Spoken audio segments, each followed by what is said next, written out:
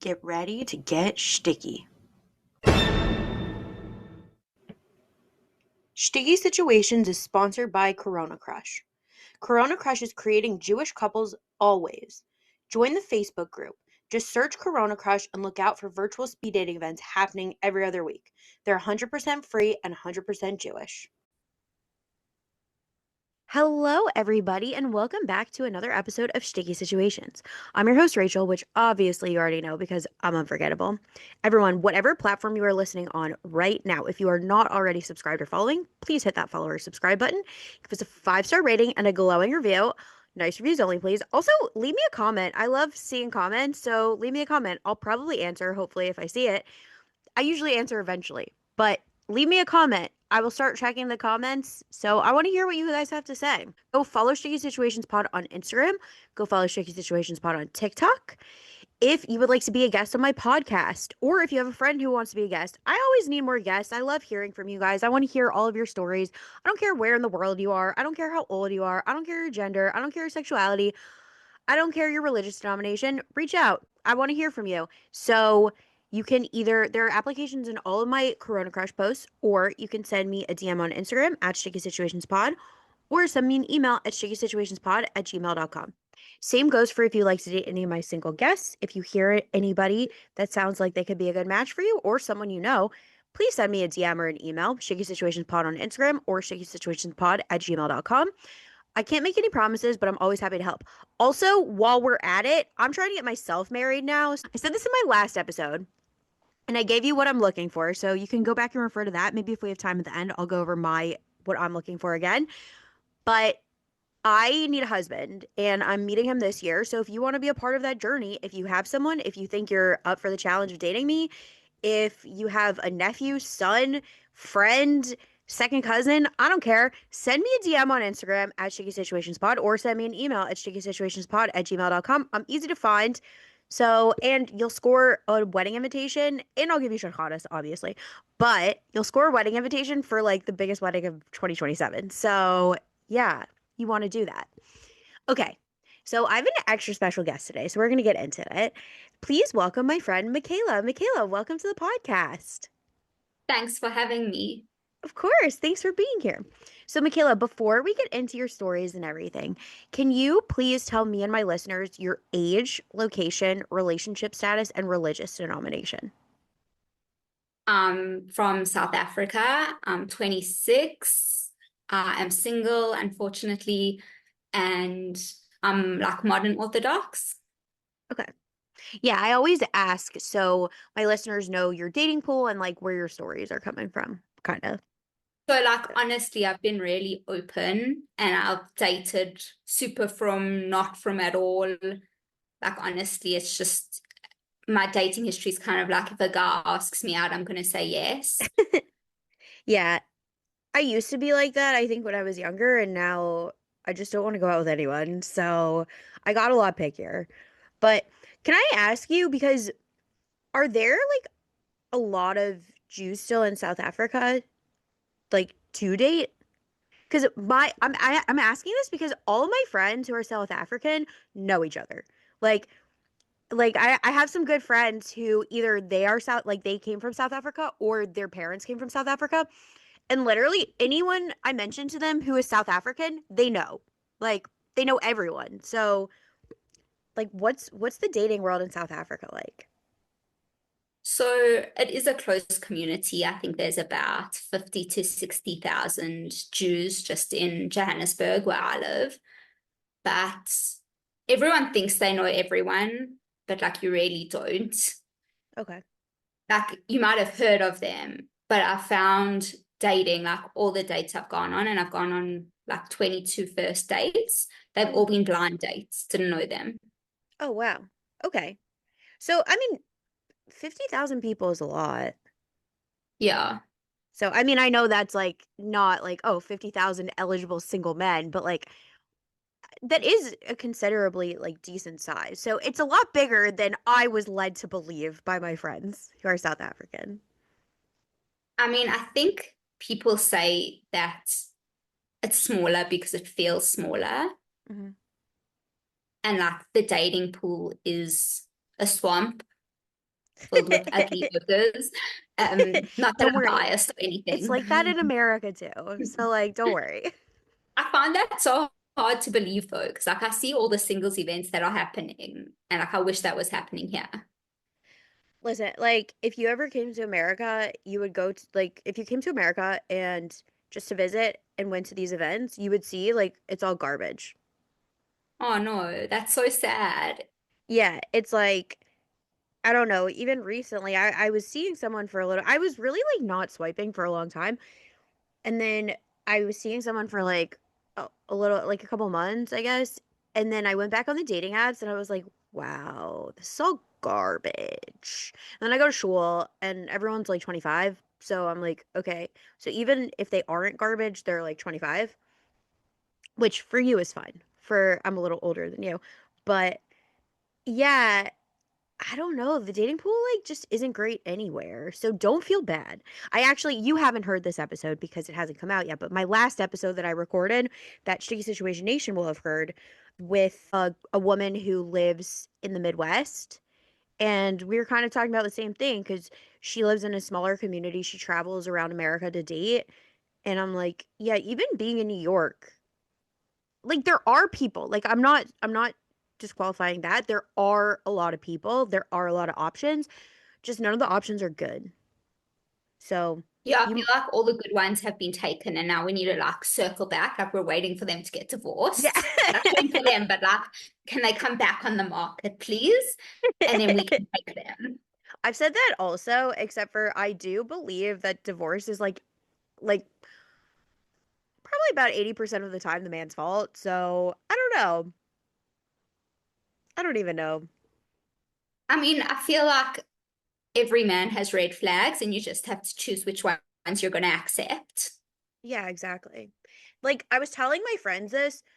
One of my friends' moms keeps telling her, she's like, have you ever thought about settling? Like, maybe you should just settle. And I'm like, No. wait, that's such a bad thing to say. And Yeah. then like I was seeing someone and he had a lot of all like most of the qualities that I thought I was looking for. I thought he had all of these qualities that I thought I was looking for. And I was telling my friends, but like there were a couple things I was unsure about. And I was like, you know what? Maybe her mom is right. Like maybe you do have to settle on something. And I do kind of firmly still believe that. Like no one's going to be perfect for you. You do still have to settle on something. It shouldn't be something like crazy big, but yeah, so you're right. Everyone has their red flags. Turns out he I don't know. was I not the feel like guy, but you kind of have to take it as like the 80-20 rule. Like as long as 80% is good, like 20% is fine. yeah, as long as the 20% isn't like totally against everything you stand for. Yeah, but like I think people also need to be realistic. And sometimes I look at girls and like I know what they're looking for isn't realistic. Like they'll say, oh, I don't want to date a guy that's like over 30 and bald. Like it's the Jewish community, at least in Joburg. Like your options are like three people at this point if they're not bald by 30. Like Jewish genes suck. Suck it Yeah. up. Like you can live with that. And listen, guys, if you're balding, just own it. Like there's nothing hotter than a Yeah. guy who just like owns the balds. Like I've seen like guy also one of my exes was bald and like you know what? He owned it and it was fine. I didn't care. And yeah, if you're balding, just don't go with like the half hair look. Just like get rid of it Yeah. all. Own the bald. Show the riz. We love confidence. So I'm sure Yes, I'm exactly. I'm sure your friends who don't want a guy who's bald, like yeah, when they're just like looking like they're balding, that looks so nebbish and that's like ew. But like own the bald. Be confident about Yeah, but like, and not a topic for this podcast, but like, it. are there actually any good guys out there left? I don't know. Okay, so here's what I tell myself that I do have a handful of guy friends that like are really really good guys. Like don't I don't really like to be friends with I'm a very real person. Like you guys know me on the podcast, but I'm pretty much the same in real life. I am very genuine and I like you always know what I'm thinking because I can't keep a thought inside my head, which you guys have seen on the podcast also. But because of that, I like real friendships and I like other people who are real. So the people choose to surround myself with, I think are good people. Fake friends are out in 2026 on my ins and outs list. 100%. Fake friends are out. So even my guy friends who I'm not like best friends with, they're just like more in my like social circles. I still think the ones that I'm friends with are good guys. And like so that gives me hope that like there are still good guys because they're still single. I'm like, why are you still single? But whatever. Everyone has their things. So like So, I always categorize guys as like you get guys, like I have friends that are friends with guys. I personally don't have like that many guy friends, mhm. but you'll get like I always say to my other girlfriends, I'm like, oh, don't you have any guys? Don't your husbands or your boyfriends know any guys? And they're like, yeah, they're nice guys. They're just not dateable material. Like that's the Yeah. problem. Yeah. I don't know. Like my friends, I'm not saying like I want to date them. Like I did a Q&A. Well, when we're recording it was like last week, but by the time you guys are listening to it, it'll be a while ago. I did a Q&A on the Instagram, which go follow the Instagram page because I really like those Q&As. I'm going to do anonymous questions and I love doing it. So another plug to go follow on the Instagram. And someone wrote in like, would you date a guy friend, like one of your guy friends? Like I do think my guy friends, not maybe not all of them, but I do think most of them are dateable. Like, I'm not pining after any of them, but I like it's not that I just like haven't really thought of that. I'm more the type that I I've had crushes, but like crushes are like dumb and they're so embarrassing. Like a crush in your 30s is so embarrassing.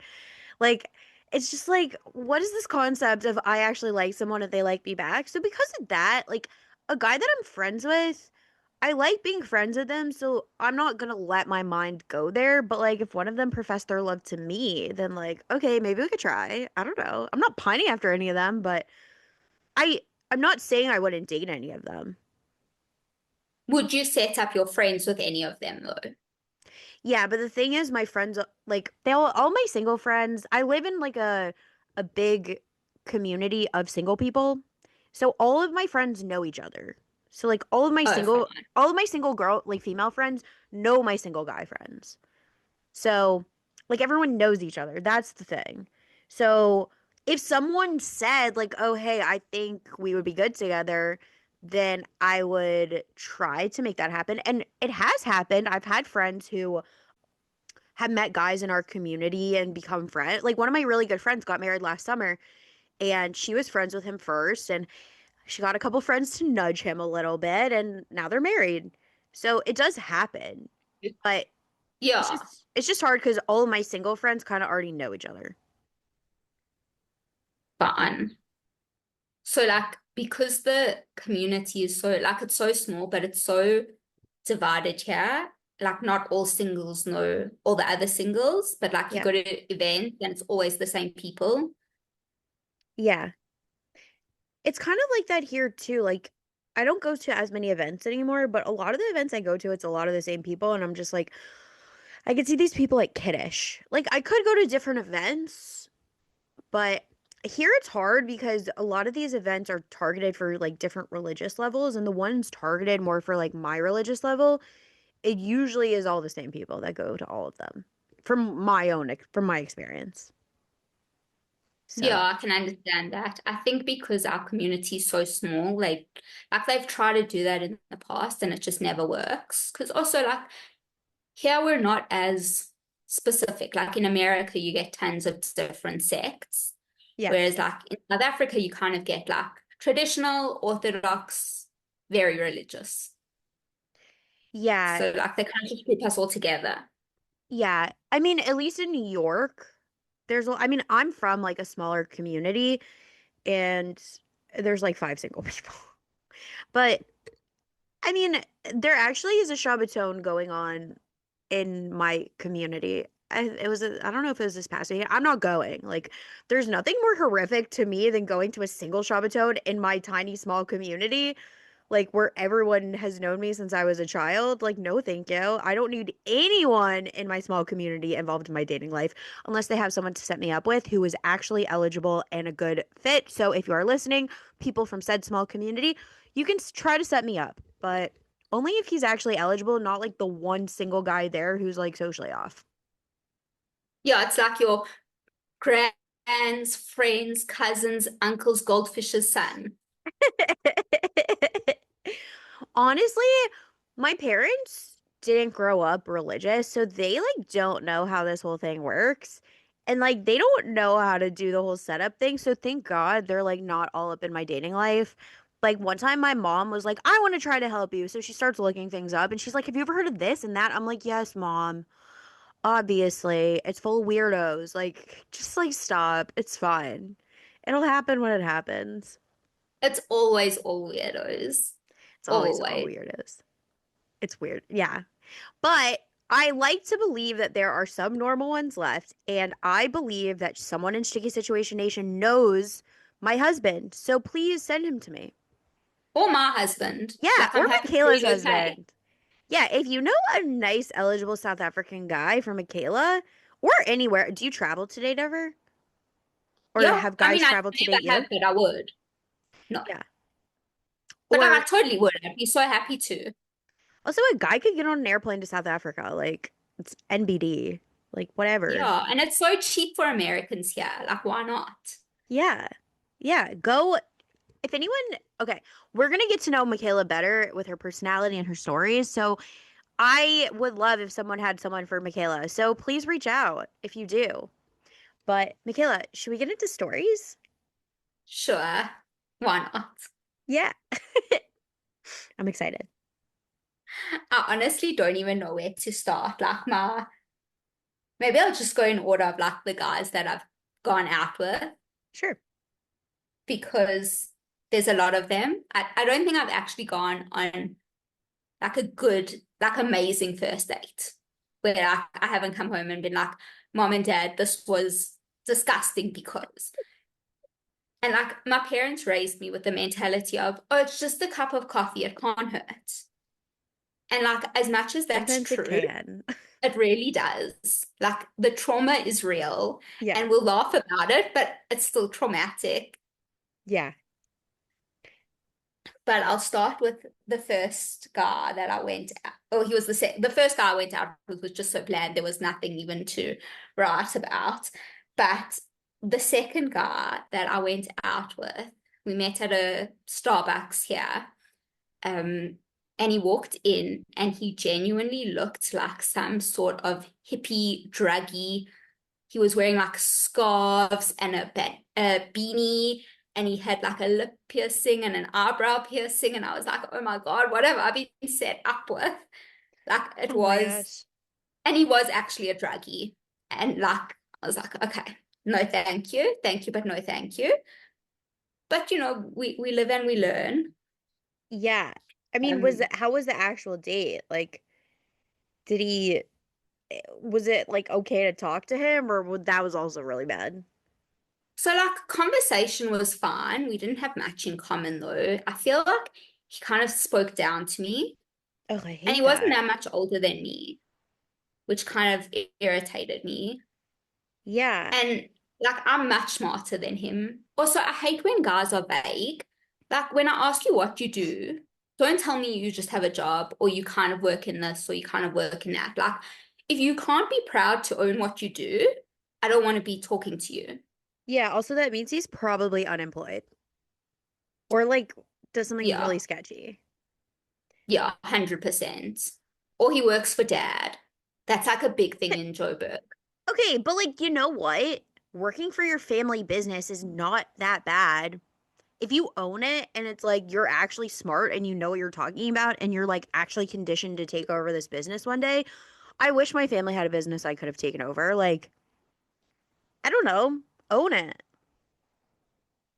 Yeah, I guess. Like, you do you. I'm like a big believer. You do you, I'll do me. But like, don't come lying to me. Don't come hiding things. Like, I know that a lot of people say, like, oh, you should find out about people before the date. And like, yeah, sometimes I do that, sometimes I don't. I just feel like if you've got something to tell me that's big, just tell me, like, own it. Yeah. Like, it's not Definitely that hard. Google. Definitely Google them. Yeah, I've learned that lesson a few times. Yeah. my last guest who was on, everyone should go back and listen to that episode, was saying she Googled a guy and he had like 4 DUIs or something. Like, it's like, yeah, you should definitely Google people. Yeah. But Don't know how much you'd find like of South Africans, but definitely worth a shot. yeah, also, I can't believe he was like talking down to you. I hate that. I hate that Yeah. so much. I just had a video call with him and he spent the whole time trying to mansplain everything to me. Well, Oh also, no. he like, I'm trying to remember what he was even mansplaining. He was saying that he like lived in New York City for a while and now lives in the suburbs, and he was like mansplaining about like life in New York City to me, and then mansplaining about living in the suburbs. I was like, bro, I literally have been in New York City for 12 years. I know what it's like to live here. And then Yeah. the best was he was trying to mansplain to me the stock market or interest rates or something. I work for an investment firm. Oh, this was also after he told me he doesn't make enough money to support a family. And then he's trying to mansplain like interest rates to me. And I was like, you know, like I work at an investment firm. Like I'm an accountant. Like I know I don't know every single trend of the market, but neither do you. You don't work Yeah. in finance. Like, why are you trying to mansplain all this to me? So, Okay, like maybe own everything except your bank account on the first date. Like maybe don't go out with the girl and be like, oh, you live this lifestyle. Like, sorry, not for me. Like I can't afford your actually, lifestyle. I Like kind of prefer that's me. that. I kind of prefer that Really? because, like, if you can't afford to, like, he told me he couldn't afford to support a family, and I'm like, okay, great. That's all I needed to hear. Even if it had been a really, like, good phone conversation where he didn't mansplain everything to me and I was actually interested in him, like, okay, bye. Thank you for being honest. You are not what I'm looking for. Okay, Like, you fine. can't support a family. You're not going to be a good partner. You're telling me I make more money than you. Like, but still mansplaining my job to me. Like, no, go away. Yeah. Bye. It's Good luck. like when guys, I personally haven't dated a guy that like learns all day in Colel Hmm. and like they come up with these crazy standards. But like, bro, you're learning all day in Colel. Yeah. That's like a whole different world. Like, I would never. Also, like, that's very not my religious level, but No, yeah. not my religious level either, but like I had a thing once where like my parents' friends in Manchester were like, oh, we've got a grandson, like let's set him up with your daughter because they're the same age. He learns in Colel all day. At the time, I was doing marketing for one of the Joburg Jewish schools, and he literally came back and was like, "Oh no, I only want to date someone who's like a secretary." Why? I'm like, who actually strives to be the secretary? Yeah. Like, what? That's so weird. And it's like, Guys okay, are weird and though. you're contributing nothing. Yeah, it's Yeah, fine. literally. We know that these guys are delusional, like I talk about every single time, these like disgusting old men who are trying to only date women 10 to 15 years younger than them because they wasted their 20s, 30s, 40s and now they want to have kids. Like, go away. Stop being delusional. Meanwhile, like unless you're a billionaire, you're not getting that. Yeah, Like, honestly, like at this stage after my dating history, if like a 60-year-old guy had to come and like ask me to marry him if he was like wealthy, you know what I genuinely consider it would probably give my parents a heart attack. only And if I he's a probably actually billionaire. wouldn't. But like, it's nice to think about. Yeah, if he was a billionaire and like on the verge of death, like, okay, I'll Yeah, consider it. you just need to keep him around long enough to get in the will. That's all you Yeah, need. exactly. But like, do I want to have his babies? Like, not really. No. Because I don't know. I am in the talks, everybody, of having a fertility doctor come and talk about fertility with all of us. So stay tuned for that episode. But we will be talking about men's fertility as well. And like, I just don't think that's like safe for the baby to have a 60-year-old father. Like old sperm, like Yes. probably also has like negative side effects on a baby. But like you also have to think about other things, not just like actually conceiving. It's like when the child goes to first grade, how old is Yeah. that like the father going to be? Everyone's going to think he's the grandfather. Yeah, I mean, well, if he's dead and a billionaire, like Yeah, I'll have help. yeah, of course. Like it's fine. I don't need a fault. Like if I have $1 billion, then I'll just hire some nannies to help me. Like it's fine. Or I won't have to work, so it's fine. I could like spend more time with the kid. I mean, I'm not going to lie, honestly, sounds like a great plan. Yeah, being a billionaire, it does honestly, I back so back around Hanukkah time, the one of the lotteries in America was like at $1 billion, and I was like buying lottery tickets. I only buy that when the lottery is like really, really high.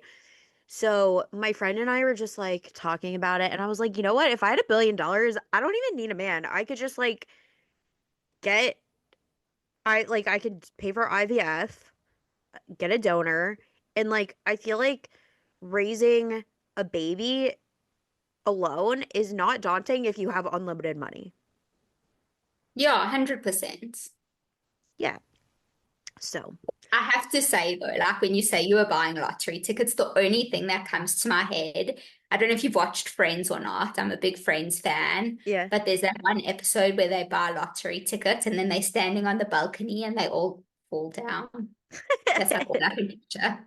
I did not. I still probably have my Powerball tickets from Hanukkah time. I was like, it's going to be a Hanukkah miracle. It's going to be a Hanukkah miracle. It was not. Maybe next Hanukkah. I mean, it was a Hanukkah miracle for someone, just not you. Yeah, just not me. It's fine. Maybe one day. Yeah, there's I always think this year. I think that would be a good new challenge in my life. Like I'm tired of my old challenges of like being single and all this other stuff. Like give me $1 billion and like see what I do with it. Like I feel like that would be a good life challenge. Yeah, because like I'm a big believer because like I've lived through it. Money does not buy happiness. Oh, really? I am a believer that money does buy happiness, and I think anything that I want in life I could buy if I had unlimited money. Yeah, but it just, I feel like it fills the space inside, but like for a little bit. Like, cool, I can go out and buy a Birkin, but like, how long will that actually make me happy for? That's true. Honestly, I the reason why I think money buys happiness is because everything that stresses me out in life like wouldn't be there if I had unlimited money. Like Okay, fair enough. if you think about it, like a lot of my life stress comes from work or other things. If I didn't have to have a job, or like I could still work if I was bored. Like I could just get a less stressful job. Like right now I have an intense job. So if I didn't have an intense job, I don't know, being single, I guess it would still be a stress. Honestly, being single doesn't stress me out that much. I'm just like I kind Your of get secret then, please tell me. I'd love to know. I kind of like just gave up. I didn't give up. I just gave up control of it. I think I'm doing everything I can, and I'm kind of just like turning to God now.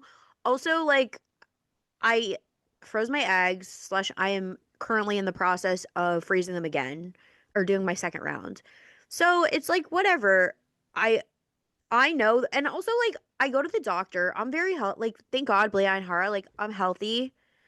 I am continuing to do things to keep my health. So like I get it. Like I'm 32. Like I would like to have kids before I would like to have all my kids before I'm 40. Like but there's honestly really nothing I can do. I do everything to better myself and I put myself out there. Again, I'm plugging on the podcast now because this is like one of the last places that I haven't really plugged myself. And you know what? Like anyone I meet, I'm like, "Oh, do you have anyone for me?" I like I don't love going to events anymore, but I still do put myself out there. I still try to go to things and I'm just giving it to God because that's all I can do. And 100%. I'm trying to like live my life to the fullest right now and like do all of the fun stuff that I want to do. Like if I want to travel somewhere, I'm going to go. If I want to have this experience, I'm going to do it. If I But want to go don't you to, hate traveling alone? Or is that like a South African thing? so I really have only done one trip alone. Here's the thing about traveling and me. There aren't really so many. I love traveling. I want to see the world. I want to see places. But if you ask me if I'm dying to go anywhere, there's nowhere that I'm actually like dying to go. Like, meaning I want to see everything. Well, not everything. I want to see a lot of things. So, in my case, I'm very happy if someone invites me to tag along on a trip or if I find a friend who wants to go somewhere and like they're passionate about going somewhere. It's like, okay, cool. If I haven't been there, like I want to go. So, I did one solo trip in the winter time where I needed like a resort vacation. This wasn't even like I don't even count it. It was a solo trip because I was by myself, but it wasn't like an adventure trip. It was just like laying at a resort. So like that I just needed. It was vacation. Like I needed that. I haven't really like done an adventure trip by myself, but I'm open to it. Like certain places I probably want to go, but like if I wanted to go to I don't know, I was thinking about it like maybe Portugal or Spain or Greece. Like I feel like those types of places I could go by myself. I don't know. I want to travel. There's Yeah. lots of places on my bucket list, but I feel like I've reached the age where I don't want to travel with my family. Like as much as family vacations are nice, like I'm ready to travel with a partner, Yeah. or like my partner and my family. I think that could be really special. Yeah, but I don't know. I'm just like not I gave up the mentality of I'm saving this to do with a partner. Like if I want to do something, I want to do it. So I'll find friends to go with and like I think like I do have a lot of single friends who are like down to do things and I'm very lucky I know and blessed that I have like a good group of friends who like doing fun things. So I don't know. I think the key is to just fill your life as much as possible and just try to be happy with what you're doing. Like I do get lonely and I do get sad that I'm single, but I don't know. It's just I think I ran out of capacity for it. Makes sense though. I have to say like I am very lucky. Like my parents don't put pressure on me. They know I want to get married. Like there's no point in them adding pressure on. Like some of my friends feel so much pressure from their parents. And like I know I'm really lucky that I don't, but like I have a good relationship with my parents where they trust me. They know that I like do what I need to do in my life and they know that I do what I want to do in my life and if there's something I want, I'm going to do it. So they know that just constantly asking me and pestering me and putting pressure on isn't going to help anything. Yeah, it's like useless. It's not going Yeah. to change the circumstances. Yeah, and if there are any parents listening here, unless you actually have like constructive things for your child, like just leave them alone. Like if you meet a nice guy for them, okay, or a woman or whatever.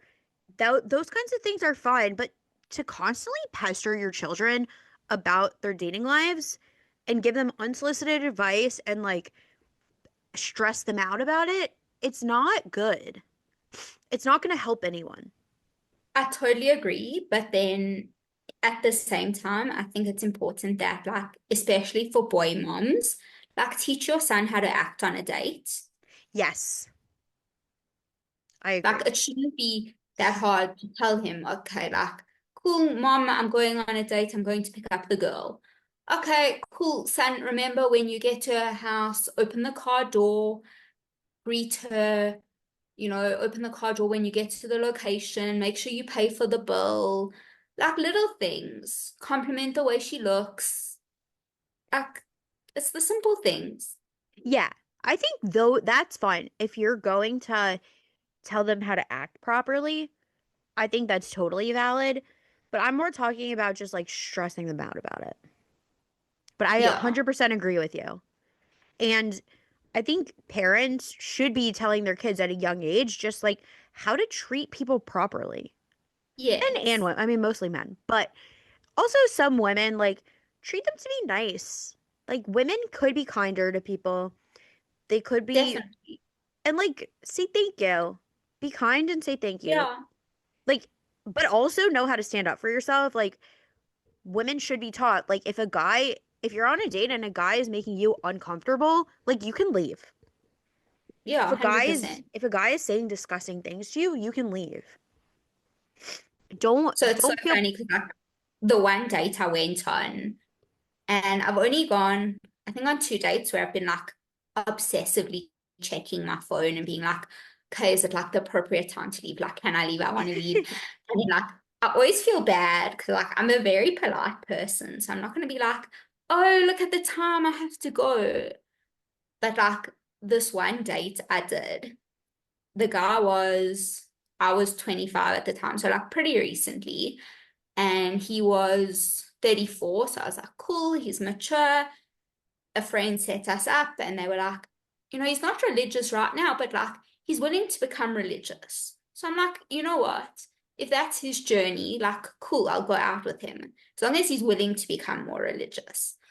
Little did I know that my friend had lied to me, oh no. and he actually was not even close to being religious. I was the first Jewish girl he'd even gone out with, Oh my which gosh. like was shocking to me, like so far removed from the community. Like his brother married out, he married some reform girl. And like it's so funny because he was saying to me, like, yeah, I totally know she's not Jewish, she converted reform. Like, I don't believe that's Jewish. And then, we move on the conversation and I'm like, oh, okay, like what shul do you go to? And he goes, oh yeah, I go to the reform shul. I'm like, but it's not Jewish. He's like, yeah, like totally. I'm like, then like you're not making sense. You can't have it both ways.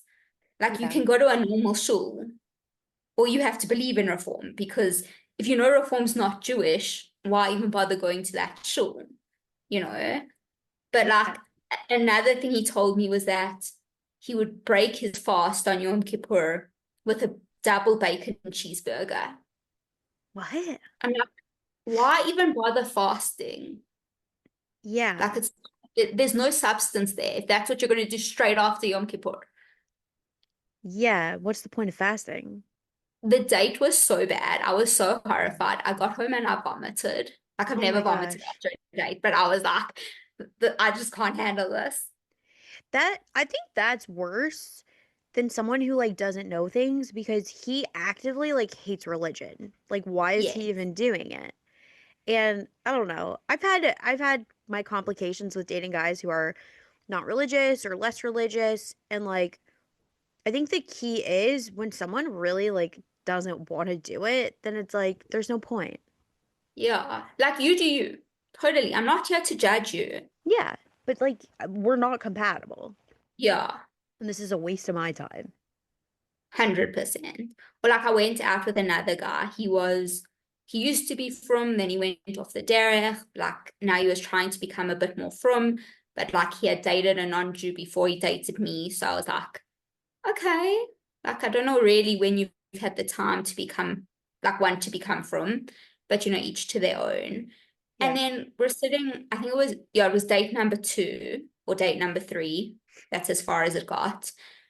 And he's like, we're sitting down and he goes, yeah, yeah, yeah, I know what Havdalah is. I don't make it, but I know what it is. And I'm like, bro, what are you even trying to get at? Like, I'm 100% from. I make Havdalah every week.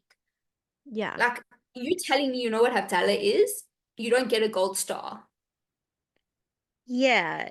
It's like, do you want to do this or you don't want to do this? Yeah, I don't know. it was very confusing. I think they also like to talk a big game, like, oh yeah, I want that.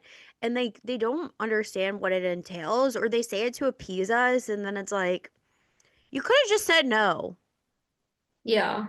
Like, there's nothing wrong with standing by your opinion. Or, like, if you're not sure where your opinion stands, like, just say, oh, I don't know how I feel about this. Yeah, but like, don't I had that also, and I've talked about this. This guy who, number one, it was kind of through shotgun, and she was like, I had met him before, whatever. I had matched with him on an app, and we went on one date, and then she kind of reconnected us. And I was like, by the way, he's not religious. And she's like, oh, but he grew up religious and he wants to be religious and all this. And then the whole time we were talking, like, yeah, I told him how I envision my life and how I envision my future and what I do. And he's like, okay, I think I can do that. And then different things came up and he kept making excuses about, oh, I just don't think I could do that. Or I don't know. Like, and it was like the dumbest things too.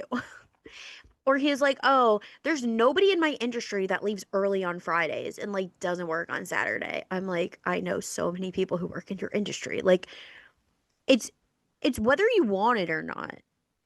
Yeah, Like, 100%. Because anything is changeable. Like, I really do believe as much as there's anti-Semitism in the world, like, at least in South Africa, where it's not so bad, thank God, like, you're not having the issue of going to your boss and saying, like, oh, Shabbos comes in at this time, can I leave at this time? Or like Jewish holidays. Like, I've literally never heard of someone whose boss has turned around and said, oh, no, sorry, you can't. yeah, I mean, I had that at my last job where my boss, who is a self-hating Jew, and I wish him the worst in life, and I hope the company failed. I haven't kept up with it. He basically went to my manager and was like, "Oh, Rachel only need it was for Sukkot, and I had requested 4 days off for the first 2 days and second 2 days." And he was like, "Oh, Rachel only needs to take 1 day." And I was like, actually, that's like not how this works. I don't tell you how to observe religion, so please don't tell me how to observe religion." And it was a whole fight. I had to get HR involved. I honestly had a lot. I could have sued them if I wanted to, but at the end of the day, I was off for the holidays. I was like, you're delusional if you think I'm working on these days. Like, I would sooner quit this job than work those days. Like, so I don't. 100%. And then they wanted me to take them unpaid. And I was like, we have unlimited PTO. I would never take, like, why would I? I'm like, if you're going to make me take it unpaid, then why am I even working here? Like, I could quit on the spot. Thank And did God. you? No. So thank God I worked it out with HR, whatever it was. I did quit like a month later. My dad was like, please just try to get a new job before you quit. And you know what? I did. Like a month I think this all went down in like October. My last day of work, or I think I gave notice on like December 1st. So a Oh, month and a half wow. later, I had a job offer by Thanksgiving. Thank God. Thank God. Thank God. I got out of that situation. But no, exactly. And aside from that instance, working in corporate America, like yeah, maybe it's gotten worse. I have had friends who told me that it came up after they were offered jobs and then the job offers were rescinded. Like that's bad and you could probably sue them. But Right. like in Yeah. America, you're not allowed to discriminate based on religion. And like if I need a holiday off, like first of all, it's my PTO days. I have to take PTO and that's fine. That's always how it's been. Some of my friends don't have to take PTO for their religious holidays, which is nice, but I do, and it is what it is. But no one's ever given, as long as I have my work done, nobody ever gives me a hard time about having to leave. I do try to come in Yeah. early. I try to come in early on Fridays. I try to like get whatever urgent. Sometimes things come up and it's just like out of my control about finishing it, but I try to get everything done as much as possible on Thursdays. Like I'm gonna if I know I have a deadline with something, I try to like front load it. Like it's just about but yeah, nobody gives you a hard time. So it's like you either want to be religious or you don't. And it's okay to not want to be religious. Just Yes, say it. 100%. Yeah, like I have no issues. You don't want to be religious? Fine, I accept you. It just means we're not compatible. You can go live your best life. I'll go live my best life. But I hate when guys lie about that. Yeah. Yeah. I mean, I honestly just had that and it's like I'm like angry about it because I already talked about it on the last episode, but I just feel like he was either lying to me or lying to himself. And the second like it got real and I started like saying like, "Oh, yeah, like I need to like see some things before I can like do what you want to do about this relationship and like hit these he was like pushing me to hit these relationship milestones and I was like, "Okay, well, I have to see these things from you. I have to see something from you." Like right now you're just Yeah. saying things and I'm not seeing it and the second I said that, he freaked out. And I'm like, "Okay, like you could have just like said that from the beginning." You've known my stance the entire time. And Yeah. like clearly you've known your stance too. So like don't lie to me to say that like you're open-minded and you're willing to do these things. Like don't lie to me. Just like you could have left me alone. Like I'm glad you got to live out your little fantasy of like what it was like to date me for almost 2 months. But like no, that was like a huge waste of my time and energy. Yeah, And like it's just like be upfront about it. yeah, and This it is was where not I stand. If I want to grow, I'm keen to grow. My worst is I had it with one guy. I thought we were like on the same religious compatibility. Honestly, probably the only guy I've ever gone out with that I was like, oh, okay, like without settling, I could totally marry this guy. Like I really, oh he'd wow. like tick 90% of my boxes. And he was like at a certain religious level, pretending to be at a different religious level because his dad was a rabbi. And I was like, okay, but you want a girl who's going to wear a shaitel full time, but like you're not going to shul 3 times a day. Yeah. Like you're not learning. I'm not saying you have to be in kollel full time, but like I get you have a busy job, but like I feel like the type of guy that wants a girl that's only going to wear a shaitel is the type of guy that's like doing something in his Judaism. Like, cool, you wear a yarmulke, but like, besides that, what are you actually doing on a day-to-day basis? Cool, you're keeping kosher, but like, so am I. We're on the same religious level. Like, don't Yeah. think you're high and mighty just because your dad's a rabbi. Like, just be honest with yourself. And I think that's why he's still single because he's looking for the type of girl that would suit his family, not that would suit him, which I just think is really sad. Yeah. Yeah. I mean, I think there are a lot of guys like that. I think a lot of guys expect women to do things and be on levels that they're not. Like my classic example is all these sheepish guys who try to match with me on dating apps and they're like, "Oh, I can't date you because like you don't wear skirts, but I'm so attracted to you." Like they just want to hook up. And it's like, "Can you leave me alone? 100%. Like go away." Gross. It's always the more religious guys that are gross. That's what I've Yeah. learned. Like you Yeah. do get the non-religious guys that are also gross. Like any, I can't believe there's one girl out there. I don't even know if I can say this. You might have to blur this out. But like, if you're on a dating app, you've 100% had a guy send you a dick pic. Like that's Yeah. just the way Oh, it is. 100%. And you've had, yeah, and guys say inappropriate things to you, and it's just Yeah. like, whoa, like, what is wrong with you? Yeah. Like you can't ask me on a date, but you want nudes. Like, sorry, who do you think you're talking to? Yeah. Also, like, immediately going for, like, I don't know. I know the signs now. Like, immediately, certain things they start saying, it's like, okay, goodbye. This isn't Yeah. happening. Yeah, 100%. But yeah, it's gross. I don't know. They talk about the male loneliness epidemic. I don't believe in that. It's the No, male consequence epidemic. I don't know what it is about guys, but honestly, they just shouldn't have cameras on their phones at this point. It's like, never mind a kosher phone with no internet. Like, take away the cameras, please. I beg I of think they just someone. shouldn't have phones. Shame the And good ones can.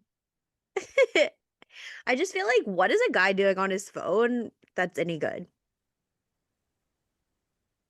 I mean, is anyone doing any good on their phone, basically? Um, no, but like I think for women, I don't know, like okay, is scrolling on TikTok good? Probably not. But like okay, There's worse things you could be doing. I'm not seeing disgusting things. Like the stuff I'm looking at is like funny. And Yes. I read on my phone. I don't know. I text people, but I text appropriate things to my Yeah. friends. I just think Yeah. these guys are busy sending inappropriate text messages, watching porn, like watching misogynistic videos and listening to misogynistic podcasts. And it's like, okay, you should just get your phone taken away. 100% would be easier. Like if you want to ask a lady on a date, you can be like an olden day gentleman and write me a letter. Yeah, knock on her door with some Yeah, flowers. Go up to her, exactly. approach her in the wilds. Yeah, exactly. And like, don't be shy about it. Like, show your masculinity. Yeah, we love Like, confidence. yes. I like a guy with confidence. I mean, he has to have more than confidence. Like, listen, if you guys listen to this and you're like, oh my gosh, I'm gonna start lining up to date Rachel. Like, I love the confidence. Just also be what I'm looking for.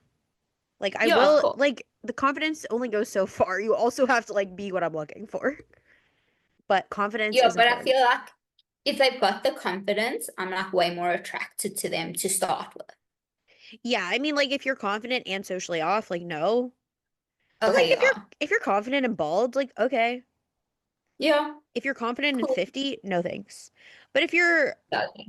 if you're confident but just like a little quiet, like that's okay. Yeah, definitely. I like a guy who's a little quiet. I'm loud, so I like a guy who's just like a sweetheart. Yeah, like who's just gonna let me be me Yeah, exactly. and not gonna be ashamed of Exactly. himself or of me. Yeah, also just like own it. Like be proud that like, oh my gosh, that's my lady. That's my girl. She's so funny and she's so cool and like I'm so lucky to be with her. Yeah, but like I think it works the other way. Like now when I go out with guys, that's what I always think. I'm like, okay, would I be happy and would I be proud to introduce him to my friends and be like, oh, this is my boyfriend, or take him to a family dinner with my aunts and uncles and grandparents, the whole family and be like, this is my boyfriend. Like if I Yeah. don't feel that way, he's not the right person for me. Yeah. I think that's a little different.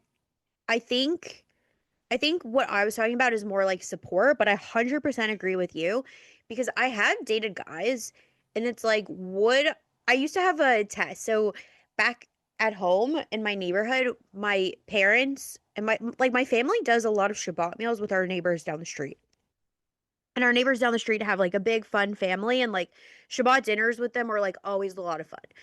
They happen less often now that like most of the kids are like out and living in various places. I don't even go home as often, but that used to be my barometer. It's like, could this guy pass a Shabbat dinner with like my family and my neighbors?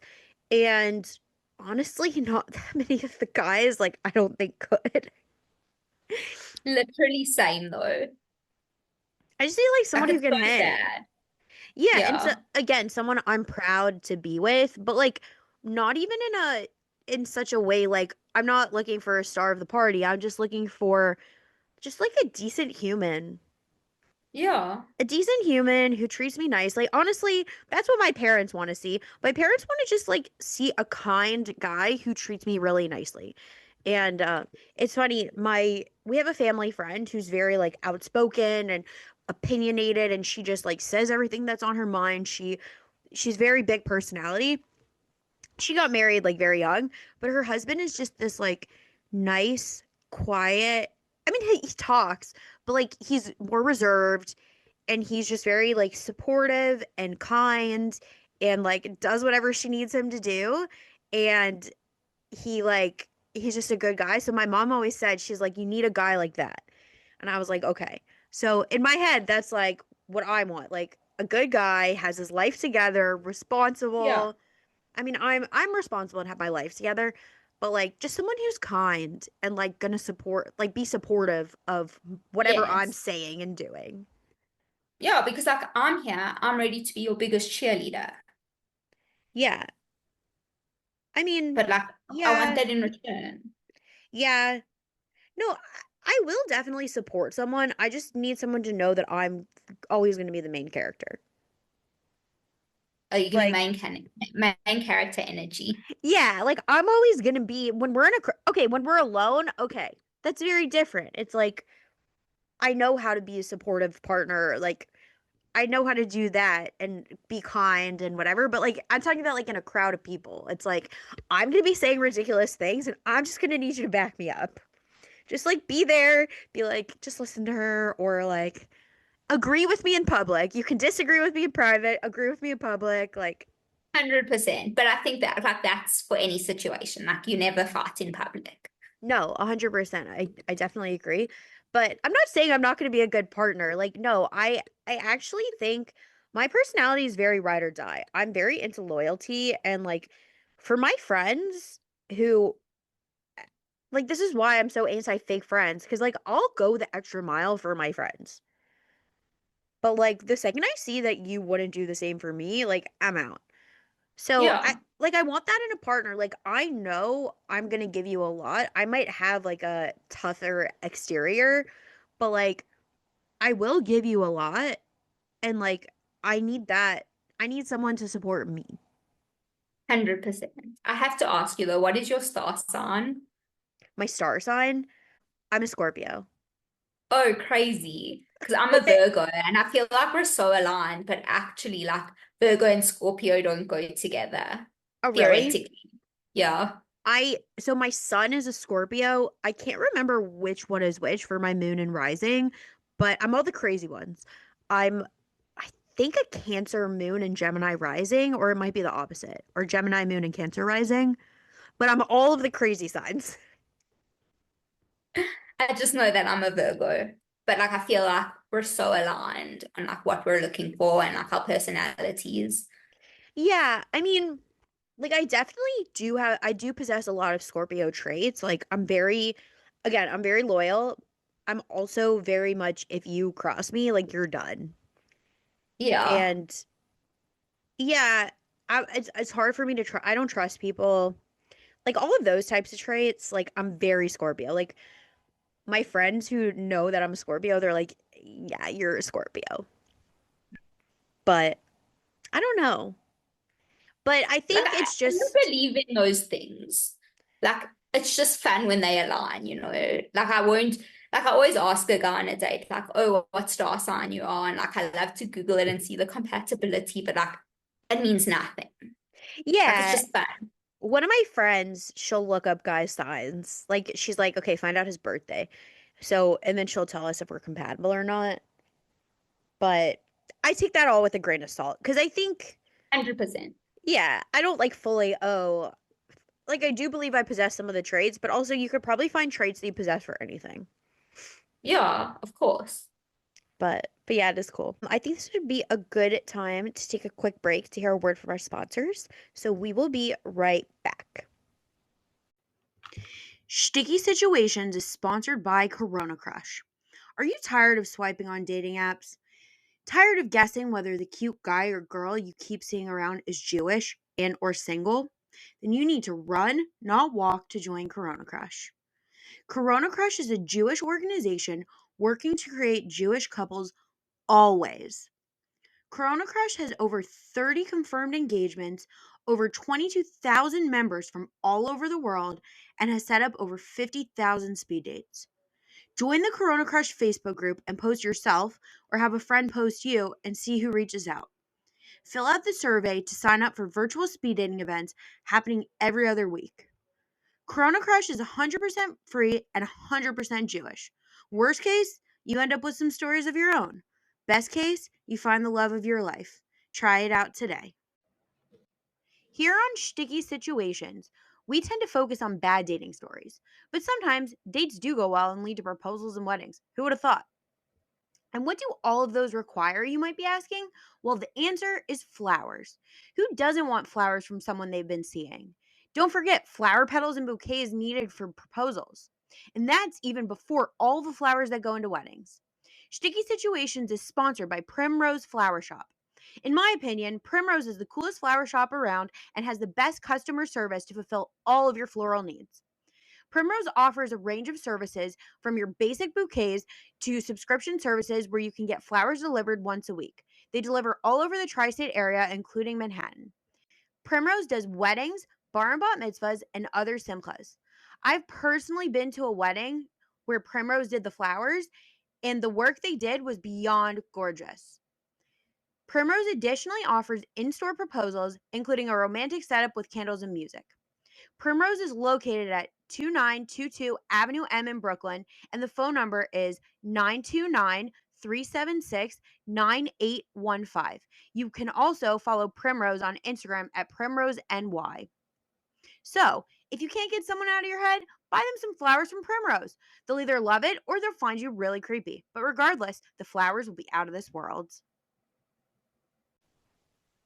Okay, we're back, everybody.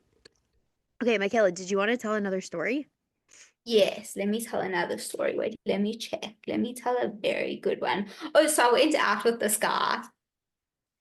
Shame, I felt kind of sorry for him, which is probably why we got to date number five. Oh my Because gosh. I was like, I can't like, put my finger on why it's not working. But like I know there's nothing there. But like maybe next time, like we were just nervous. He was very nervous.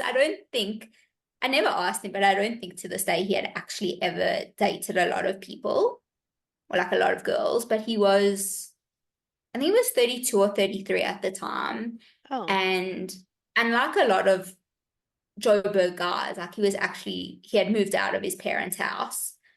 So that was a nice plus because usually they're all mommy's boys living at home, which like, you kind of just have to accept that. Like, yeah. that that's the circumstance, fine, whatever. But I was like, wow, he's living on his own. Like, I have to give this guy a chance. He's so independent. And he like had mentioned on the first few dates that like he wasn't from at the time. He used to be from, he wasn't from, but he was willing to become from. So like he used to get a lot of fast food or like ready to go meals. He didn't cook. Like he wouldn't go shopping for ingredients. He just buy like those microwave meals. Hmm. Or like he'd stop for a salad or a wrap or whatever. And I was like, okay, like I'm sure that's pretty expensive. Like he didn't have the most amazing job in the world that like could afford that lifestyle. Besides the fact that it's not actually healthy, but whatever. And on our fifth date, I went to his house for a movie night. And he was like, oh, sorry, like I can't offer you anything to drink. I literally have nothing. Like he didn't even have milk in his fridge. Like he didn't even make coffee at home. What? He couldn't I was even like, give you why even water? have a fridge? Nope, didn't have. What? And I was like, you're living alone, but like you don't even need a kitchen. Like he didn't own plates or Also, cutlery. if he was having you over, he should have bought stuff. 100%. Yeah, like what the heck? Like Like how hard is it? I had a guy I had the guy that I was seeing over for a movie night. Like I made pizza. Yeah. Like I had snacks and water. Or like, okay, fine, you don't cook, but like he was coming to pick me up anyway, even though we were going to his place. So Yeah. like stop on the way and get takeout, Yeah. something, snacks, a bag of popcorn. Like it's really not that hard. Yeah. I went out with a guy once who also didn't really cook. And like anytime we went over to his apartment, we picked up like takeout on the way over. Or he had snacks. Like he would always buy Yeah. snacks before I came over. No, but this guy's apartment was so bad. Like Shemzak doesn't even begin to talk about it. Oh I no. was like horrified. And I went into the kitchen and I went into like in South Africa, you call it like a lounge area. I don't know what you Like call it in a America. pantry? No, like where you put like your TV and your couch. Oh, like the living room. Yeah, living room. And like his TV, he had like a nice TV, but then it was on like those metal folding tables that like you use for like Sukkot, or like when you have a lot of Yeah. people, like shuls use them. And I'm Yeah. like, that that's not meant for TVs. Yeah, what the heck? He didn't even have furniture? No, he had one couch, and then like, okay, I don't know if I should add this in or not, but like, if a guy invites me over for a movie night, I feel like, okay, cool, he's gonna make a move. Like, he wasn't Blee, I wasn't Blee. Like, 5 dates, he hadn't even like held my hand. Yeah. And like, I'm like, okay, cool, tonight's the night he's gonna make a move. Like, maybe he's bad at everything else because he's just nervous, but like tonight he's gonna make a move. He was sitting on like one side of the couch and I was sitting on the complete opposite side of the couch. Like, we actually watched the movie. We didn't even talk. Oh my gosh. Like I was like after that, I'm like, I've never actually like even gone to a friend's house and watched a movie. Like you always end up talking. Yeah. Yeah. I when I invited the guy over for a movie, like we're just talking. Like we talked throughout the whole movie. I don't know what happened. We're Yeah, just talking. We were like hanging out. We're talking. yeah. Yeah, I have never actually watched a movie with a guy. No. Like, I was like, yeah, so after that date, I was like, thanks so much, but like, no thanks, I'm done. yeah. I wonder what his problem was. Like, did he actually like you?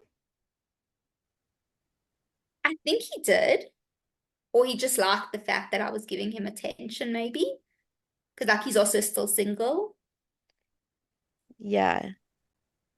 I don't know. A guy like that, I feel like with some coaching, like, okay, he just needs someone to tell him. It's like, okay, if you invite a woman over, have some snacks, have some drinks in the fridge, maybe get some Yeah, real furniture for your apartment, and also like maybe like etiquette of dating, like I don't know, by fifth date, if he hasn't even tried to hold your hand, if like both parties are not Shomer Nagia, like in the modern world, like you should at least try to hold your hand. Like yeah, you don't have to like do anything crazy, but like you could like snuggle a little bit watching a movie.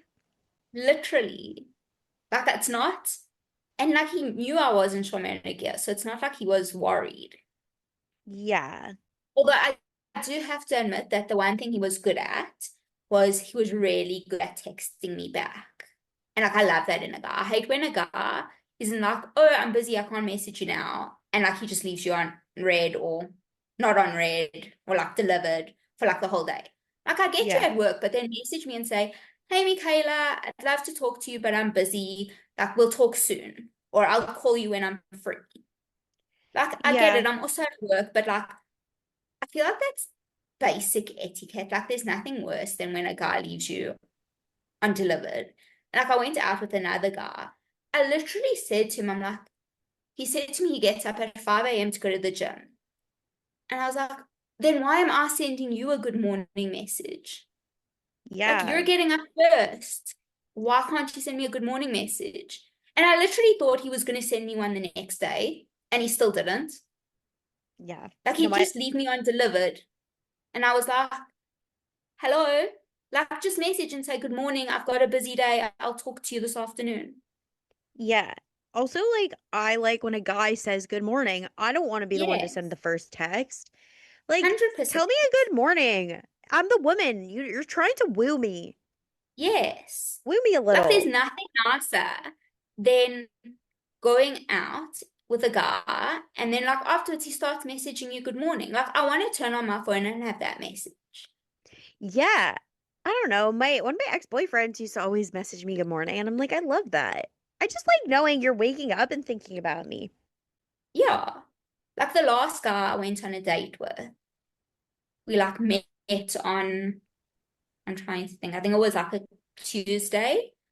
And then like we like started talking. Oh, so we actually met on a Corona Crush event. Oh And wow. then so that the event ended at like 10 p.m. South Africa time, whatever, we matched. And I was like, I'm not messaging him first. He eventually No. messaged me, I think at like lunchtime the next day. I was like, whatever, we spoke a little bit. And I think it was like we made plans to see each other. He was very good with that. Like, I hate when a guy starts talking to you and like never actually asks you on a date, but that's a Yeah. side ramble. And like, I think it was on Thursday, and I was like, oh, we'd been like texting like back and forth. Like, it's nice sometimes when you're both online and you actually just messaging constantly, you know. It's not Yeah. like waiting 10 minutes for a reply type of thing. And then I was like, okay, been so great talking to you. I'm going to bed. Good night. And he just sent me a thumbs up. I hate a I'm like, thumbs bro, up. I'm like, did your mother never teach you to say goodnight? Yeah. What the heck? Also, the thumbs up is like the worst. I hate a thumbs Yeah, up. A thumbs up, you basically are saying F you. Like, don't yeah, ever send me a thumbs up. I don't care what it's in response to. Never send me a thumbs up. yeah. Like, I feel like the only appropriate time to send a thumbs up is like if your boss messages you to do something and you're like, okay, thumbs up. Yeah. I don't even do that. Like, I really hate a thumbs up. I will only do a thumbs up if I'm pissed. If I'm pissed at Good someone, to I will know. send a thumbs up. Like that's the only time. Like if even if it's something that I don't have to react to, I'll give it a heart. Like someone tells me Yeah. like, "Oh, the Shabbat dinner is at this time. Here's my address." Usually I will say like thanks.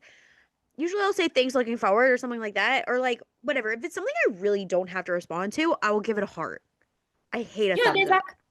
like thousands of other emojis. Send a cow. Like react with a cow. I feel like that Yeah, would be better than a thumbs up. I feel like that would be funny. I'm gonna start reacting with Yeah. cow emojis. But it's fine. Like that guy, I think he probably ranks in like my top three worst dates. Oh We went no. on the date and instead of like turning around to me and being like, I'm still a student, I can't really afford like the whole date. Can we please split the bill? Which, 10 out of 10, he would have gotten points for the honesty, would have respected him way more. He ordered one Coke for us to share. What? Yeah. No. And then he had the audacity to say to me in the car ride home, he's like, you know what I found really attractive? I'm like, please tell me, because he had not given me any signs that this guy was even remotely attracted to anything that was female the whole date. He goes, yeah, I love it when a girl pays on the first date because, guys put in so much effort. They have to drive and pick the location. I'm like, excuse me? What? I literally turned around to him and I was like, no jokes. I literally said to him, I am not the girl for you. Yeah. Like if you Also, can't afford it and say to me, I can't afford the whole date, can we split it? Or like you get a glass of water and let the lady get a drink. yeah, that's like not how this works. These stupid Yeah. boys who just want princess treatment, like, no. You're not gonna get a woman who has any sort of like, I don't know, you're just not gonna get a good woman if you want to be the princess because a good Yeah. woman like wants you to treat her nicely. And like, ew, ew, ew. He's ew. Yeah. So ooh. So ill. Like that's what I'd say, like he's a nice guy, but not dateable. And the worst part is he has sisters. So like the fact that he could treat me like that and say things like that, I'm like, bro, no. Like just no. No on so many levels. Yeah, like what the heck? No, a guy like Yeah. that also, I don't know. It could be different. Like you said, you're 26, I'm 32. If a guy can't afford a first date, he's not going to be able to be a good partner. Like, we're just not financially on the same page, and like, it's just Yeah. never going to work. And I don't mean to keep bringing things back to money because I'm really like not that high maintenance. I work really, really hard, and I have put a lot of effort into my career, and but because that's important to me. It's important to me to be able to support myself and have the lifestyle that I want. And like I'm not living that large, like by any means. Like I get it. I do have like thank God beyond heart, like I do have a good job and I do have a nice life that I created for myself. So like if a guy Yeah. is not on the same page as that, like we're not compatible because I'm not going to downgrade my life for you. Honestly, though, I think I have to say, like, I think I've gone out with three guys out of like the 22 guys that I've gone out with that were actually more financially stable than I was. Wow. 3 out of 22. Yeah. I mean, honestly, I don't know how many guys I've gone out with. I used to have a list. I should update my spreadsheet. I don't know. I think it might be too long gone. I was keeping a spreadsheet and then I can't remember when I lost track of it, but I did lose track of it over the last couple of years. But honestly, I probably have a close percentage to that. Like I've gone out with more than 22 guys, but I could probably count on two hands the ones who are more financially stable than I am or as financially stable as I am. And But guys are threatened by money.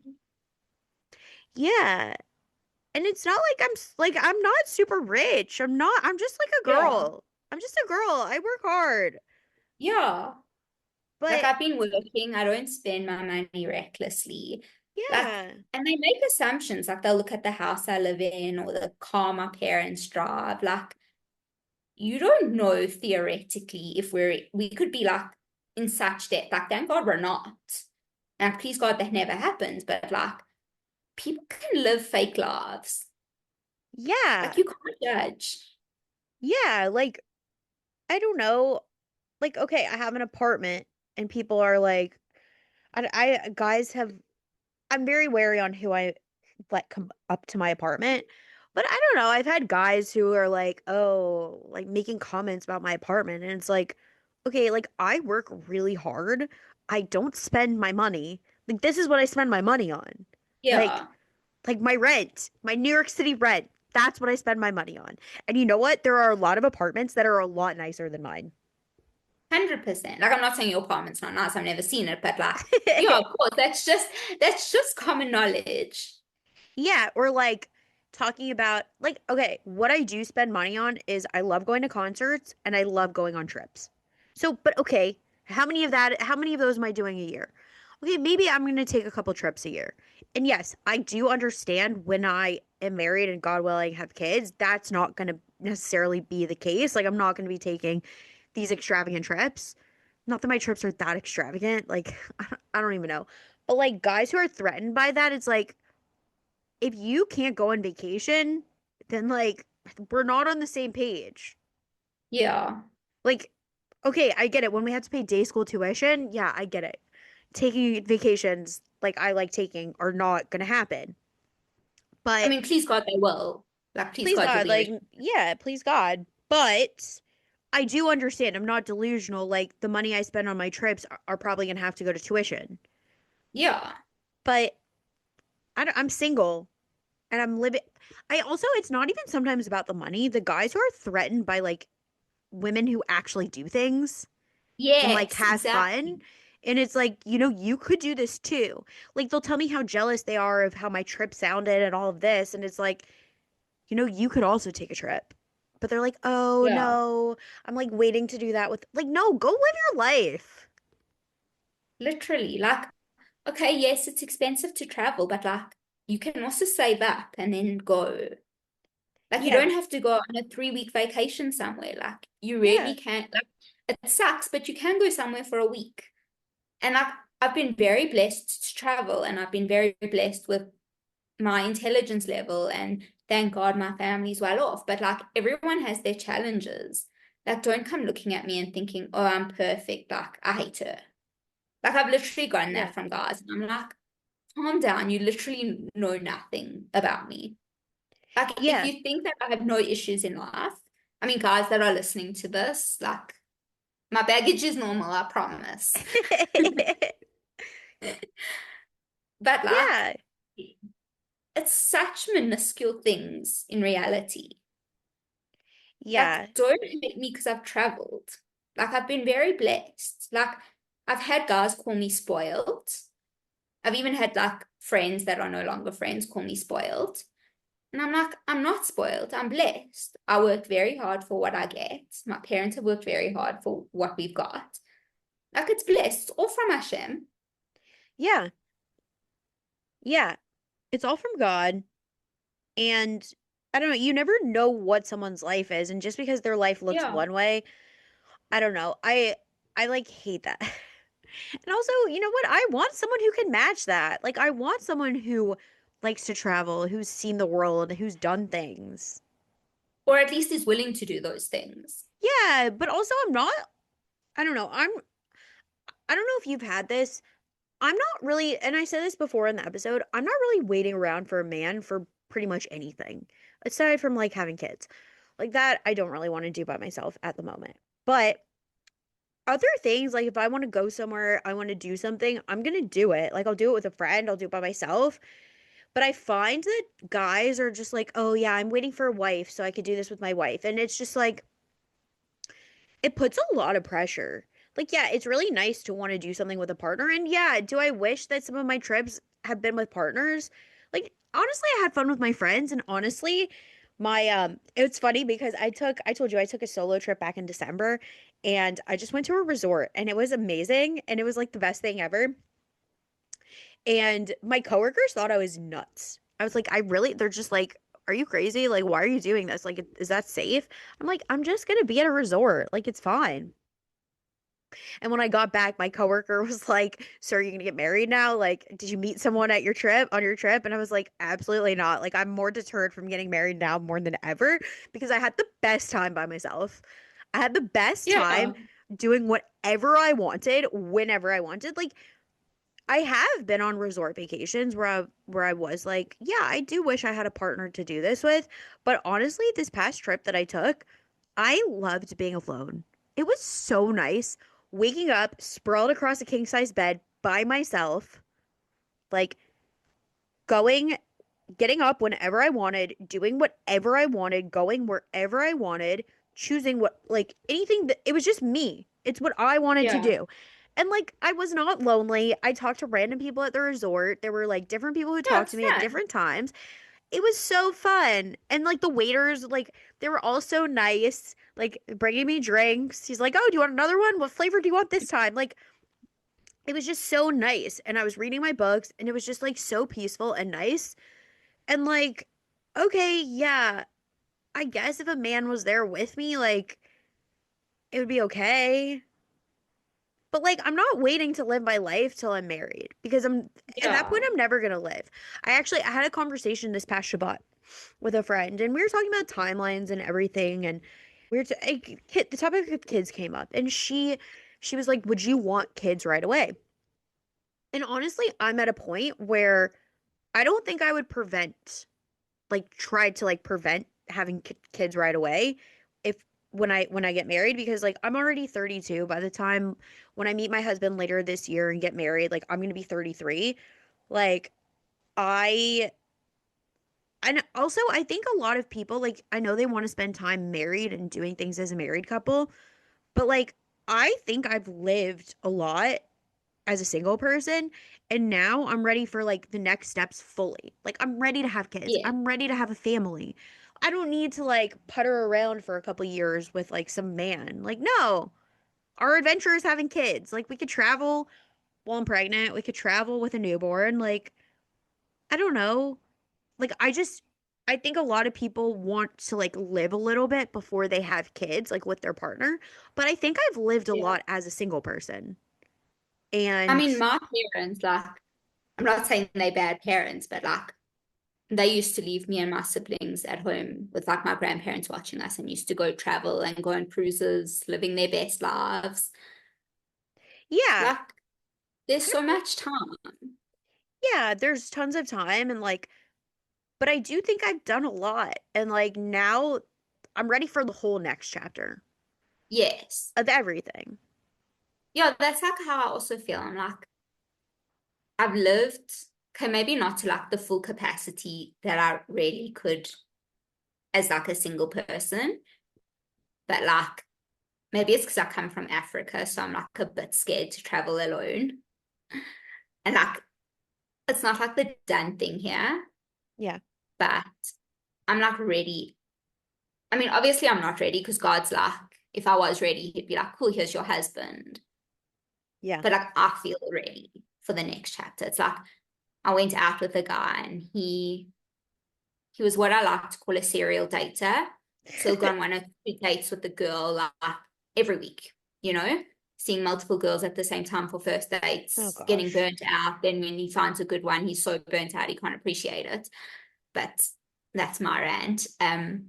No, He was that's he bad. he'd only started dating in his 30s. So he was 33 and that was the first year he'd started dating. So he was like, cool, I've got to meet as many girls as I can in the short amount of time. And he's like, yeah, when you want to date to marry. I'm like, okay, cool. Like, you know, obviously God has his plan. Like I'm a big believer, man plans, God laughs. But like, how Yeah. long do you actually want to date for? And he's like, yeah, like a year and a half, 2 years max. I'm like, if you're dating for marriage, why on earth would you want to date that long? Like that doesn't make sense to me if you know you're going to get married. I'm not saying you have to date for 5 dates. Yeah. Like I don't believe in that either. But like, I feel like you can't be dating for that long and want to date to marry. Like they just don't Yeah. work together. Yeah. I also I don't like when people put that kind of timeline. I feel like when things are right, they progress at the time they're supposed to progress. Like when you put pressure on Yeah. it, like, okay, if someone asked me my ideal world, I would like to be down the aisle in a year. Which I think is totally reasonable, but also it's not like oh, everything needs to happen within this amount of time. Like after 6 months and this and that, it's like no. You have to let everything feel natural. Like you need to have some Yeah. kind of like idea. And when things feel like it's the right time to like talk about taking next steps, that's when it starts. Like I feel like in this last situation of mine, which I'm not even calling a relationship because of how it ended and whatever, he was like constantly pushing me to the next step. He was like wanting me to call him my boyfriend and all of this, and I'm like, "Whoa, like we've only been on 6 days. Like I'm not ready for that. Like when it feels right, it Yeah. will feel right. Like and also like I'm telling you I'm not seeing other people. Like we can be exclusive, but we don't have to like force all of these like next steps. It's like when it feels right and natural, it'll happen. And like all my friends were like, we're surprised you didn't like end it right then and there. Cause it's like they know me and they're like, anyone who puts pressure on me, it's not a good thing. Cause I put so much pressure on myself. So the second I start feeling pressured by an external force is like goodbye. Because Yeah. I know myself so much, and when someone is constantly pressuring me, and I don't know, and he was like, oh, he had this timeline in his head, and I'm just like, I don't understand. Not everything is so defined or Yeah, exactly. standard. Like just go with the flow. Just go with it, and things happen naturally. And at the Yeah. end of It's the like day, at the end you of the day, don't you you don't were want to never gonna give force me what it. I needed anyways. Yeah. So you wasted my time to begin with. But Like honestly, that's the thing. It's like I never understood it until I had been through it when people are like, and now I've kind of refined it to be like, okay, cool. If you go on a date, you'll know it's a yes. If it's a maybe, it's a no. And if it's a yeah, no, it's a no. Like, don't push yourself to be like, okay, like one more try. Like, yes, there are circumstances where I will agree it's appropriate to try again, yeah, but like, go with your gut, yeah. but don't go with your anxiety. Yeah, I don't agree with the whole concept of date them until you hate them, but I think my thing is date them until you have an educated decision. Yes. I think that's what it is because you don't have to like hate someone to know you don't want to go out with them anymore. But like, I don't know. I think once you have an educated decision, you can make that decision. And like, if you're still unsure, it's okay to keep going out. That's what dating's for. And like, I don't know. I have friends who are like, I'm so unsure. I don't know what to do. And it's like, at some point, clarity always comes. And I am a true believer in that clarity will always come. So go with it until you have that decision or you have that clarity. And if you're still unsure and you still want to see, you can. That's what dating is. You shouldn't feel bad about that. But I don't also, know. Sometimes, like, I feel like that unsure feeling is actually a no, and you're just too scared to admit that it's a no because, like, ending things sucks. Whether yeah, you're ending it, the guy's ending it, it sucks. It's gonna hurt. You're yeah, hurting him, or he's hurting you, or you're hurting each other. Like, even if you don't like him and you don't want to date him, like, I'm still human. I still have feelings. Like yeah, it still hurts to send a message or at the end of the day be like, thanks so much, but this isn't going anywhere. It's awkward and it's horrible. And like, but sometimes it's just what you have to do. Like you have to rip off the band-aid. yeah. And I don't know. I always say, think about it in terms of like, if things were to end tomorrow, how would you feel? And the if the answer is relief, then it's over. Yeah. Yeah. No, I definitely agree. Sometimes it's you just telling yourself, like being too scared to end it, and ending it does suck. Sometimes, though, like you are allowed to continue to see where it goes until you have that decision. I don't know. Yeah. Like you don't have to make a decision after 2 dates. No, But if you know after 2 dates, you can end it. there's no point dragging it out if you know it's not going anywhere. Like Yeah. it's not nice for either of you. And like, yes, Yeah. it is nice to go around and be like, oh, like actually I am seeing someone, but thanks so much for thinking of me. Because why is it that suggestions only come up when you're seeing someone? At least in my experience. Like, but the second you're single, it's like, oh, what about this guy? Oh no, sorry, taken, married, engaged, 3 kids. I'm like, in 2 weeks, but um, but like it's it's okay to be single. Like I say to myself to try and make myself feel better. Rather be single and happy than married and unhappy. Yeah, 100%. I would rather be single and like maybe a little lonely sometimes than be married and be in a bad situation. Yeah. Like Like, I'm on a Facebook group and like these women post about how unhappy they oh my God, are in their yeah. married life. And I'm like, Yeah. okay, first of all, this should not be on Facebook. I love it. I love seeing those posts. I screenshot them and send them to my friends, and I'm like, I'm so happy I'm single. Literally, like we discussed them at like the dinner table. Yeah. Yeah. What was posted on Facebook today that was unhinged? And I'm like, I look at them and I'm like, how did you actually get in this situation? And like, how are you not okay in yourself? And like, maybe that's why it's a good thing that you've actually spent time alone before getting married, so you know yourself. Like, it always freaks me out if somebody says, "Yeah, I can't be alone with myself." Like, that's a huge No. red flag. What are you running from? Yeah, I love being alone. I find that I'm Yeah, not even alone that often, so like I cherish that time. And like when I was seeing this guy and I was really busy at work, I had no time for myself because any extra time I had, like I was still trying to spend time with my friends, and then I was trying to give him time. And then like eventually I like hit my breaking point and I'm just like, I need time by myself. I need time to decompress. yeah, exactly. I need time to wind down. And it's like, it's too much. And I love being alone. And everyone should, I think that's my advice for everyone for the episode is that you need to get to a point where you're comfortable being alone. Like that's the best thing you can do 100%.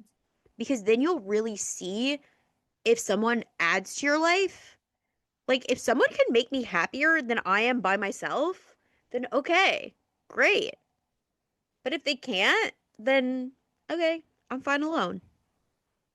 I'm better Yeah, without them. exactly. Which is fine. Yeah, there's nothing wrong. And we shouldn't feel self-conscious because we like to spend time alone or because we want to spend time alone. Like I used to be in this mindset that every Saturday night I used to have I needed to have plans. Didn't matter what they were, didn't matter who they were with. I needed to have Saturday night plans because I saw it as like shame's up that you were home alone on a Saturday night. And now because my weeks are so busy and Shabbos is busy and Sunday is busy, I'm like, oh, actually, like there's nothing nicer than getting to stay home on a Saturday night and getting to Yeah. like decompress from Shabbos. It's my favorite time to take an everything shower. It's basically the only time I have energy to take an everything shower. Like it's like Yeah. my refresh for the week. It's I great. love I love Saturday nights not having plan. Like my favorite thing, I kind of like hate when I do have a plan on a Saturday night because I love usually if I host people on Shabbat, I'll clean. Or Yeah. sometimes even if I don't, anytime I need to do laundry, I try to do it on Saturday nights because that's when the laundry room in my building is not as full. Also, I'm not home during the days. I go to the office. Yeah. I clean, I do chores, and then I like sometimes I podcast edit, sometimes I sit and watch TV. And you know what? It's great. I love it. The best. Yeah, because Like I'm Shabbat is, telling you, yeah, like whoever's listening to this, if you've never spent a Saturday night at home, please try it. I'm yeah. telling you, it's life changing. Also, like for me, Shabbat is like the most social time of my week. Like, yeah, I go to the office every day and I do tend to have plans more often than not after work, whether it's podcast related or for, like just plans with friends or I guess dating sometimes. But Shabbat is like the most social time of my week where I see so many people and I socialize and I love having Saturday night to like decompress. Because Yeah, exactly. Sundays are usually busy and I'm doing things, but Saturday nights I love just relaxing. Yeah. And there's nothing wrong with that. Yeah. Yeah. So I think everyone needs to try spending some time by themselves. That's your homework for until the next episode. Try spending some time by yourself and get to know yourself and like actually enjoy it because I think once you know how you like being alone, then you can really tell if somebody adds or detracts from that from your life. 100%. But yeah, Michaela, do you have any other stories that you wanted to tell? Let me check my list. I mean, not really a story, but like I went on a date with a guy and he wasn't bothering to make conversation. Oh, the worst. And I was like scrambling for things to actually talk about. And at one point I was like, okay, so where's your favorite place, like from the kosher restaurants in Joburg to get schnitzel? Like that's what we were discussing on a first date. Like there's so much to discuss. And I'm like, where's your favorite schnitzel from? Because that was literally the only thing that I could think of. Like he defs was not normal. Like I'm Oh sure he's a gosh. sweet guy. And it's probably the shortest date I've ever been on. And I think it was an hour and 15 minutes. Oh no. And like I came home, I was like, what actually was the date? Oh But like at gosh. least he paid. So like Okay. it's fine, you know. Oh, and then one other thing I have to add so that the guys listening to this can learn. Went out on a date with a guy. I think he was 25 at the time and I was 23. And he was talking to me and he was saying something. He goes, yeah, and my mommy and daddy. Oh I'm like, no. no, no. I'm That's like, an ick. like, like not your mommy and daddy. Your mother and father, your mom and dad, Abba and Emma, but not mommy and daddy. Oh Like, no, gosh. That's an ick. such an ick. Literally, I was like, okay, I'm done. Like, you can call them that in the privacy of your own home. Cool, you have respect for your parents. I'm not expecting you to go on a date and call them by their first names. But like, if I'm telling you about my parents, I'll either refer to them as my parents or like my dad or my mom, my mother or my father. Not really like mommy and daddy. Yeah. Oh my gosh. Ew. It was horrible. I I've also also, gone on dates with guys where like their parents have phoned them to check in on them and they've been older than me. what the heck? I'm like, That's sorry. no. If my parents call in the middle of a date, like, well, first of all, I try not to look at my phone. Yeah. And like, okay, one time recently I was on a date and my mom texted me for the Netflix login or whatever. Okay, I answered that afterwards. I like look at my phone as we're walking out and I was like, "Oh no. Parental emergency. My parents need the Yeah. Netflix code." Like, but it was a joke. Or like Yeah. I was out with this guy who when I was seeing him and my dad called me and I was like, "Oh no." But whatever, we were in the Uber and like it already been we were at a more comfortable level. So I was like, "Okay, it's fine. I can take a call from No, my but your dad." dad wasn't phoning like to check if you were okay Oh, or no, to my check. parents didn't know where I was. Yeah, I like mean, these were my parents are in a different parents. state. They don't know. No, these were like parents phoning their sons to be like, are you okay? Are you safe? Where are you? Like he's meant to be the male on the dates. Like Yeah, my parents what the aren't phoning heck? me. What Yeah. the heck? That's so weird. Yeah, that grossed me out as well. Ick 101. Yeah, that's so bad. Ugh. Yeah. Um, yeah, ew. Guys, just be men. That's what we want. Be Yeah. men. Be Please, I manly beg of men. you. And don't answer a phone Honestly, call from your read a parents. romance book. Like all they have to do is read one romance book. Just Google best romance Yeah. book. Oh my God, I say this all the time. Oh my gosh, we were talking about this in the last episode too, I think, which Michaela hasn't heard yet, but you guys have. Yeah, guys, if you need a recommendation for a romance novel, like I will give you one of how women want men to act. It's so Yeah. easy. It's literally such a cheat code. Just read any romance novel, you will see how women want a man to be. Also, in the sad news of life, like I've been really, really obsessed with Heated Rivalry. I don't know if you've heard of that or read it or watched it, but I had a realization this week. I was rewatching Heated Rivalry and I texted one of my friends and I was like, "Do you think that love like Shane and Ilya have for each other exists in real life?" And my friend said no. So honestly, like, Oh, okay, I understand if you don't want to read Heated Rivalry or watch Heated Rivalry because there is a lot of gay sex in it, and which we're fine with. Like, whatever, we're supportive of whatever communities and whatever people want to do. But it is a little bit raunchy. I will say that. So I understand if that's not your level of appropriateness, but you could fast forward those scenes and just see how what women want because there's so much yearning and women are obsessed Yeah. with it because they want the yearning.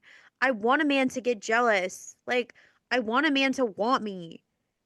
Like, Yes, exactly. Like I didn't watch the whole of Bridgerton, oh, I haven't just watched because like this. I haven't not my watched vibe. the second episodes yet. But like I watched the first season. I can't tell you what episode it is in. I can't even tell you what the main character's name was. But he goes, I burn for you. Like that's all Yeah. I want a guy to say to me is like, I burn for you. We just want some yearning. Yearning and burning. Like, Yeah. yearn for us, burn for us. That's And all we show want. us. I think Yeah. men need to start reading women's romance novels. 100%. I can guarantee you, even if they had to ask like ChatGPT, Yeah. like don't even read the book. Just tell ChatGPT, I'm going on a Yes. first Spark date. note it. Got any tips? I'm Spark telling you, note. ChatGPT. I'm telling you, any Abby Jimenez male character, like I think she's the most delusional of how men are that I've read. Like, it's like her men are like delusionally perfect. Like, okay, that's what women want. Like, if you like that is the top notch level. So if you could even be a fraction of that, you're probably doing okay. Yeah, But 100%. I I feel like agree. guys have learned a lot from this list, from this podcast. Yeah. And if anybody wants a recommendation, I'm so happy to help. I am always happy to help a guy who is trying to better himself to date women. So please send me a DM. I will help you. I'll try. I'll give you recommendations. I will try. I can't make you perfect, but like, I'll try. Something is better than nothing. And Yeah. a girl can tell when a guy is trying. Yeah. And we love to see when a guy is trying. Yes. But, but yeah. Michaela, is there anything else that you wanted to discuss before we get to the wrap up segment? I don't think so. Okay. So I know we just gave a lot of advice, but can you give one piece of dating advice to me and my listeners? I think I'd say trust your gut. Like always try. I'm a big believer. As much as I'll say, my parent, like as I said in the beginning, my parents say a cup of coffee can't hurt, but it really does hurt. Like give the guy a chance, but trust your gut. Like I've been there, I've drawn it out even when I know it's wrong. Yeah. And like it's just not worth it. Don't settle, just trust your gut 100%. Sometimes it takes time to figure out the difference between trusting your gut and your anxiety.